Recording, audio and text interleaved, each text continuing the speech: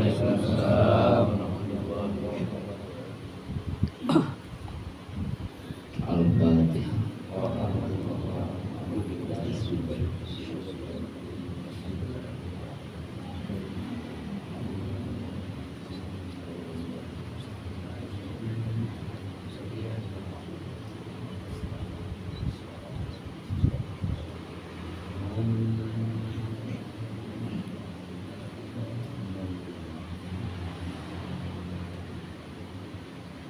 Bismillahirrahmanirrahim. Alhamdulillahilladzi manna 'alaina ma'asyiral mu'minin idh ba'atha fihim rasulan min anfusihim sallallahu ala khiyari bani adam wa afdalihim wa khiyari quraisyin wa anfusihim Sayyidina Fakhrina wa Dukhrina Muhammadin wa ala alihi ashabihi adada afadihim wa alhadihim wa anfasihim wa sallama taslima amma ba'd. Alhamdulillah wa syukurillah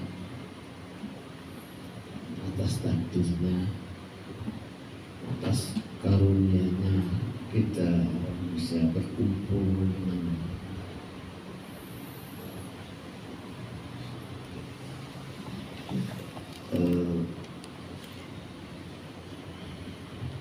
umat Muhammad sallallahu alaihi wasallam yang haus ilmu. Marhaban ahlan wa sahlan biniqaikum. Ini merupakan kabar gembira buat kita semua. Kalau kita dilihat dari hakikat, ini kabar gembira buat kita semua. Kita berkumpul di sini bukan karena keinginan kita, bukan karena upaya kita, tapi itu dari takdir dari Allah Subhanahu wa Ta'ala, yang berarti Allah Ta'ala mau mengangkat martabatnya kita semua. Ini bisa dilihat daripada hadis man yuridillahu bihi khairan yufaqihuhu fid-din. Ini hadis ini bicara hakikat. Kalau Allah Ta'ala menghendaki seseorang menjadi seorang yang besar, khairan ay aziman, Abu Nabi memberi tafsir daripada khairan aziman, seorang yang bermartabat di sisi Allah, maka Allah Ta'ala takdirkan orang itu pinter ilmu tentang agama. Nah, kalau mau pinter ilmu tentang agama, ya ditakdirkan juga mau duduk di majelis ilmu tentang agama.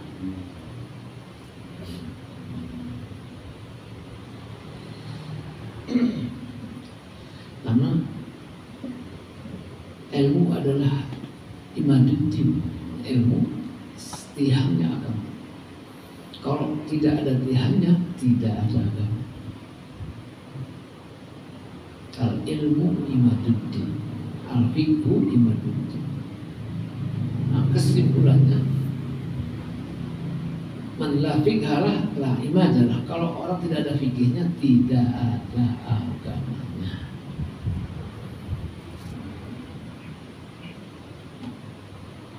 Dan ini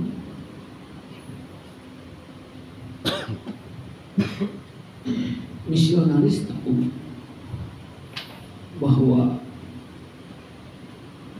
agama, ilmu itu tiangnya agama. Maka misionari bagaimana supaya dipengaruhi supaya orang itu tidak mau belajar tentang agama. Sampai seperti di Indonesia, di pendidikan umum sudah ditiadakan ilmu agama dari pendidikan umum, ditiadakan. Karena apa? Karena mereka tahu kalau orang sudah tidak ada ilmu agamanya, ya tidak ada agama. Imam Ibnu Jauzi mengatakan awal talbis si iblis ala insani sodduhu anil ilmi. Pertama kali godanya iblis atas manusia dihalangi daripada belajar agama. Kenapa? Fa innal ilma nurun, karena ilmu adalah cahaya. Fa idza atfa'a masabisuhum, apabila cahayanya itu mati, khabbatahum haitsu sya'a, maka iblis menjerumuskan manusia sekehendaknya iblis kalau tidak ada ilmu.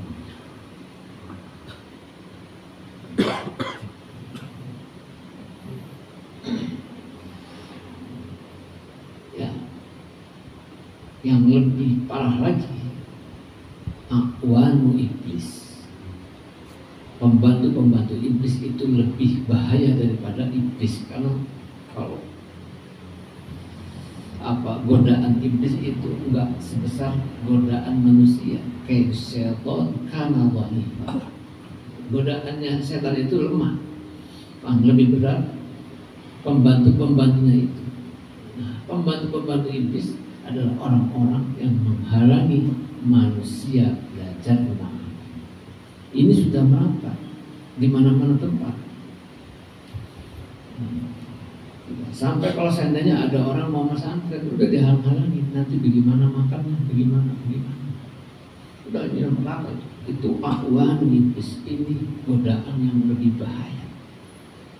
Makanya pesantren-pesantren yang khusus ilmu agama itu kebanyakannya santrinya dikit.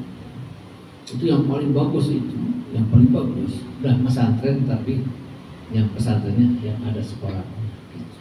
Itu alat akol itu paling. Itu yang paling bagus. Kalau yang pesantren hanya khusus agama, itu sudah godaannya sudah berat. Wah, kamu kalau mau ngaji nanti, kalau kerjanya gimana? Ya tujuannya kerja. Jadi orientasinya kerja, lemah sekali. Jadi orientasi orang Indonesia rata-ratanya kerja. Kalau nanti nanti bisa kerja enggak? Nah, dulu kalau ada anak pesantren itu orang-orang yang punya putri istri itu sudah banyak yang ya mental, udah nanti anak kamu yang lagi pesantren itu bakal saya. Sekarang mau enggak? Sekarang sampai kalau pesantren nanti kerjanya bisa enggak. Padahal tujuan kerja itu orang yang paling lemah.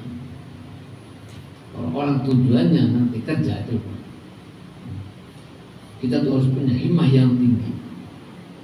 Tidak antaranya sifatnya Rasulullah SAW. Khatimun bil rusli du himamin rohot Muhammadun khatimun bil rusli du himmatin aliyah. Seorang yang mempunyai himmah yang tinggi. Himmah yang tinggi, ya jadi bos lah, jangan jadi pekerja. Kerja, jadi orientasinya kerja akhirnya ya jadi TKW. Orang Indonesia jadinya tenaga kerja yang jadi bos-bos orang. Itu tujuan begitu aja lumayan. Saya sendiri sejak kecil saya tidak ada tujuan kerja. Saya harus jadi bos. Makanya saya masuk ke Pleret. Dari benda saya nikah dengan orang di kota. Di Pleret itu saya bikin pabrik. Dan itu faktanya, yang sekarang majelis itu pabrik. Itu pabrik Ciki. Dulu lagi kita bikin pabrik, ya saingannya sama Cina. Apa sebab tujuannya tidak mau kerja? Tapi kalau orang hatinya kerja, ya akhirnya kita cari kerjaan. Kita harus jadi bos, jangan jadi tenaga kerja. Bahkan ada di Bina Insan Mulia tuh, pesantren di Cirebon ada pesantren Bina Insan Mulia. Santri dikumpul. Pak santri, kalau kalian nanti pulang tujuannya kerja, mohon maaf sekarang aja keluar. Itu cita-cita yang paling lemah. Kita harus jadi bos. Terus udah halang-halangi kerjanya bagaimana? Padahal dia sangat lemah. Ya akhirnya banyak yang kena pengaruh. Ini itu statistik pemerintah, santri itu cuma 15%.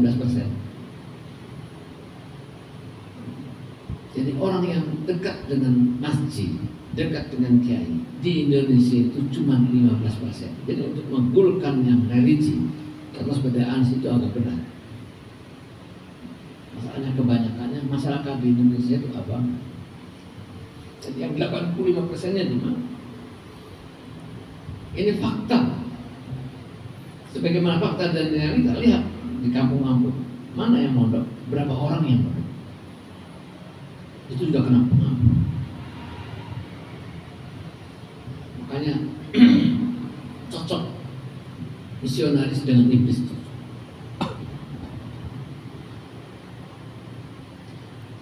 Nah, kalau begitu besar fadilahnya belajar kayak tadi, ini merupakan kabar gembira bagi kita semua. Berarti kita mau diangkat sama Allah, ini merupakan fadilahnya belajar ngaji ilmu agama yang begitu besar.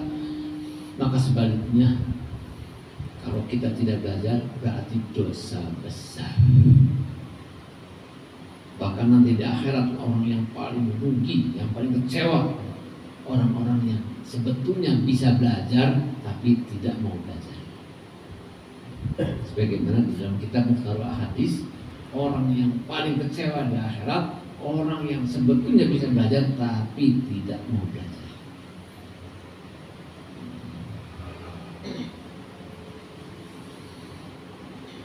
Imam Abdul Atastari, ini salah satu imam tasawuf, al-ilmu al-jahlu min akbari dzunub al-jahl, di antaranya dosa yang besar adalah bodoh. Ada yang tanya, apakah ada lagi yang lebih besar dari bodoh? Abdul Atastari menjawab, ada. Tidak tahu bahwa dirinya bodoh. Al-jahlu al-murakkab. Bodoh, buruk kamu, tidak tahu dianya itu bodoh, maka tidak ada motivasi untuk belajar, merasanya pintar. Ini sudah merajalela juga. Yang nama jahal murakkab itu sudah rata. Sebab apa? Masalahnya merasanya sudah belajar SD 6 tahun, nanti SMP 3 tahun, SMA 3 tahun, itu nggak ada dinnya, nggak di Indonesia nggak ada pelajaran agamanya sampai sekarang. Rasanya sudah belajar. Kemudian masuklah UIN, langsung kuliah, Universitas Perguruan Tinggi Islam. Dari awalnya nggak ada pendidikan Islamnya, belajarnya langsung ke perguruan tinggi, ya nggak nyambung. Kalau nggak nyambung, ya keluar keadaan bodoh, masuk keadaan bodoh, keluar keadaan bodoh. Mereka sudah tidak ada motivasi untuk belajar, sebab apa? Merasanya sudah pintar. Padahal yang dimaksud agama, ilmu adalah ilmu agama, bukan mutlakul ilmu. Ilmu-ilmu yang biasa sekarang diajarkan di sini, diajarkan oleh Buya, itulah yang wajib. Yang lah ya saujahlu, yang tidak diperbolehkan, kita tidak mengertinya. Harus belajar ala kulli fardin afdal di muslimin, yakni fardu ain. Untuk semua harus mengetahui ilmu yang biasa setiap minggu yang sekarang ini yang diajarkan sama tuan-tuan guru kita. Nah, kalau dilihat dari situasi dan kondisi, situasinya dan kondisi di Indonesia itu, pendidikan agama itu nomor berapa kan, maka tempat-tempat yang seperti begini, ustadz-ustadz yang wazifahnya menyampaikan ilmunya itu pahalanya berlipat ganda dan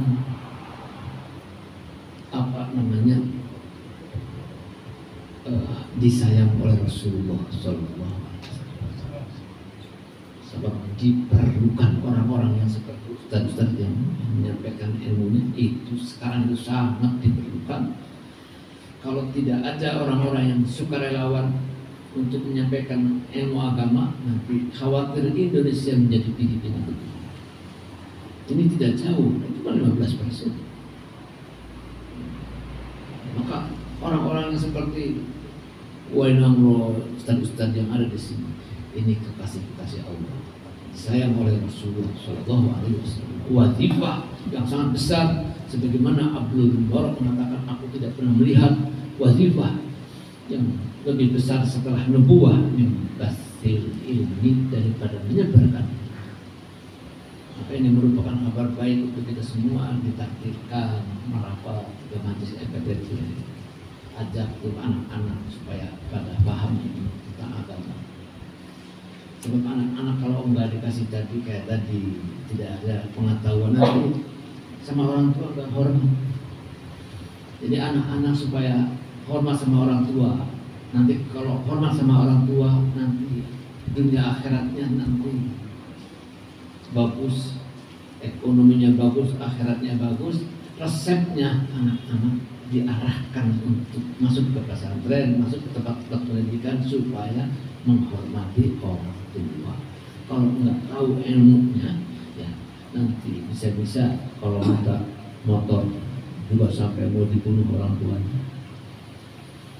Nggak ada adab sama orang tuanya. Tapi kalau ada ilmunya, ya, kalau tahu bahwa semuanya kebahagiaan ada pada ada di bawah dapal kaki seorang ibu.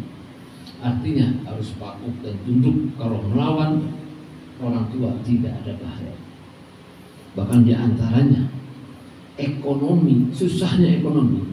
Sebab utama susahnya ekonomi tidak hubungan, tidak harmonisnya hubungan seorang anak dengan orang tua.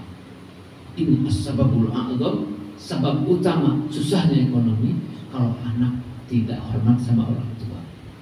Nah kalau tahu, ya pastinya menahan diri, pastinya berupaya baik. Nah itu anak-anak diarahkan untuk supaya masuk ke madrasah, supaya mereka tahu haknya anak kepada orang tua. Ya, alhamdulillah saya sangat gembira sudah kangen juga dengan Abuya. Udah lama gak ketemu dengan Abuya, sampai saya minta kalau ada acara saya pengen ke Aceh. Nah, sudah lama saya agak Abuya gak kangen. Semoga Abuya banyak umurnya, sehat, dan keluarganya semua. Bagaimana sekarang Abuya kabarnya? Sehat ya? Terima kasih yang sebanyak-banyaknya. Aku qouli hadza, astaghfirullahaladzim wa lakum. Assalamualaikum warahmatullahi wabarakatuh.